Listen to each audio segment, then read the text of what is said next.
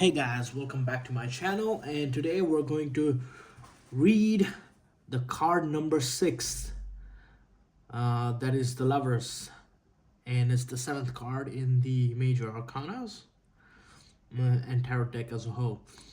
So as you can see, the Lovers, there's a man, there's the woman, and there's an angel. uh, and the way the angel is has his or her, I'm not too sure what gender it is. I mean, it definitely looks like a man, but we're not going to judge.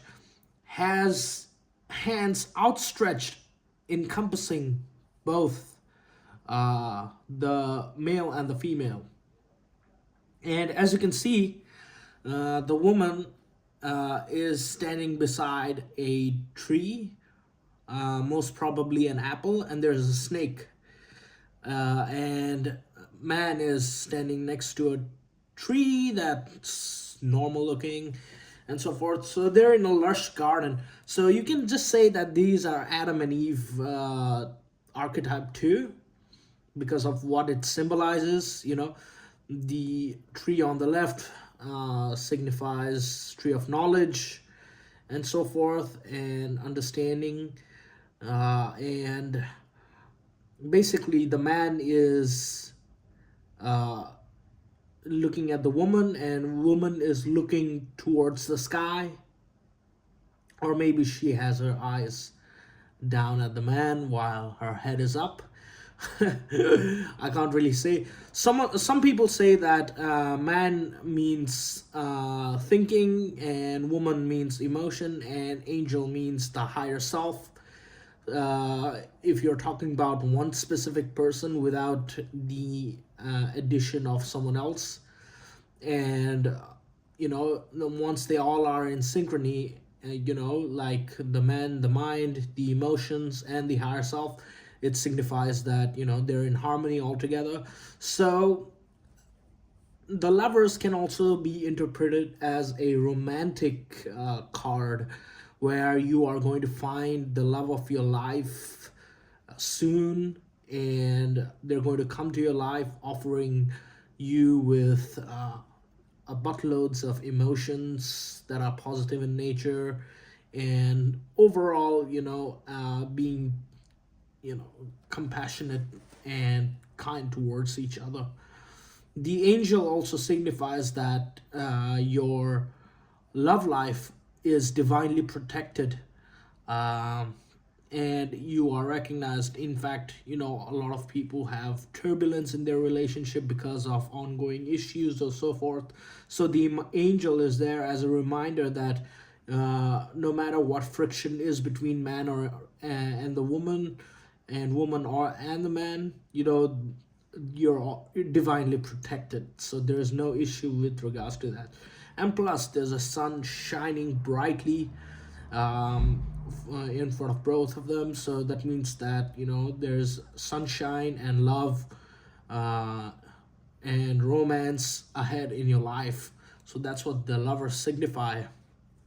So you might be coming across someone who your other half, that might be completing your divine masculine or the divine feminine, with missing parts towards each other. And in the celestial tarot deck, you can see that this is more leaning towards romance, and you can see the doves are flying, and they both kiss each other, and they look up towards the sun. It looks like a moon, but since there's the celestial tarot deck, it's actually the sun. And they're standing on a bed of roses and flowers, signifying that their love is true, and there's romance up ahead, and you are going to find your divine feminine or the divine masculine, um, both half and half that you have. It's going to be completed, and there's sparkles all across the tarot. That means that your love life is literally aligned with the stars up at the sky. and there's joy, love, beauty, purpose, and kindness and compassion that is coming up ahead. So there you go. In the Christian tarot deck, the lovers actually signify a marriage, and the woman gives birth to the child. You can see that means that there are three entities. The child can also be seen as the angel in the original tarot deck. That means that there's something that will come about from your relationship that's going to be long lasting throughout your life, whether it's divine companionship leading to business growth, or you supporting each other financially and rising up above as two of you rather than one doing something. So definitely, all three of them have halo on their head, showing that how pure and how complete the love is in the life. And that's about it, I should say. So in the Starseed Oracle deck, we can see breath of the cosmos. My will to Thai will, micromanaging the universe. Wow, that's interesting. Let's read.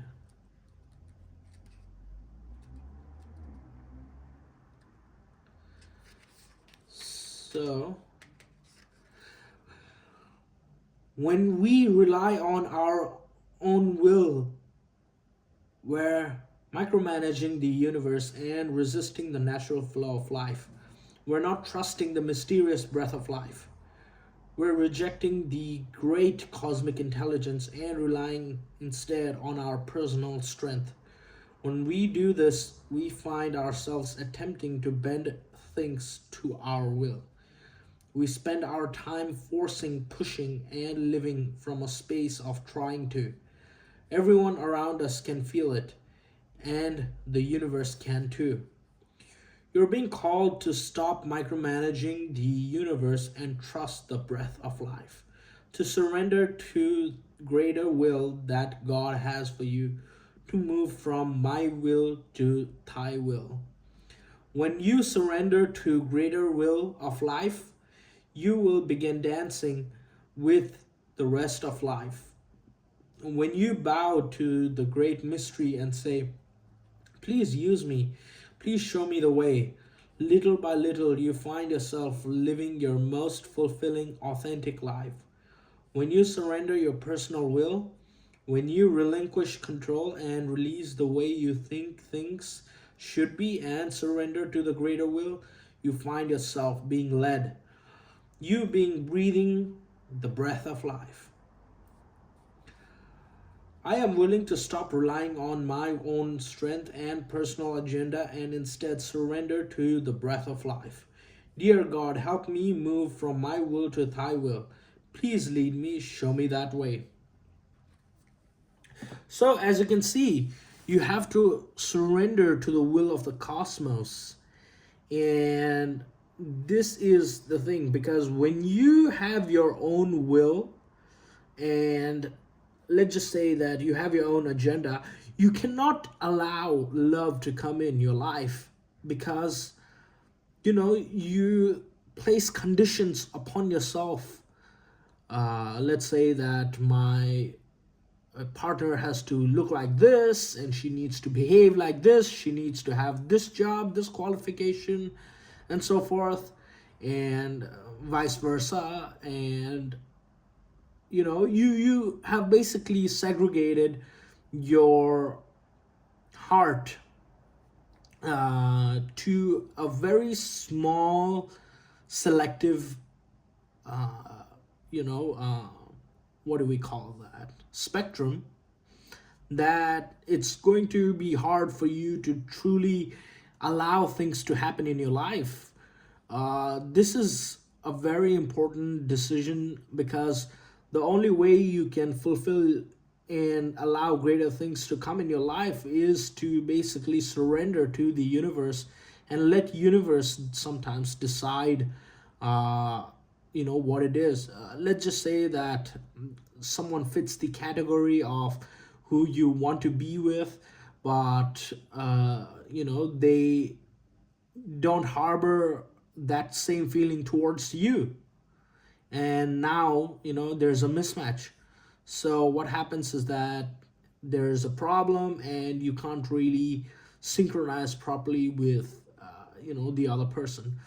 The thing is, when you leave yourself open and allow things to come and go, you realize that the universe has greater purpose for you, and that way you can truly sort of accept things that come in your life and go in your life, because you when you force your will in onto the universe always shows you its own side.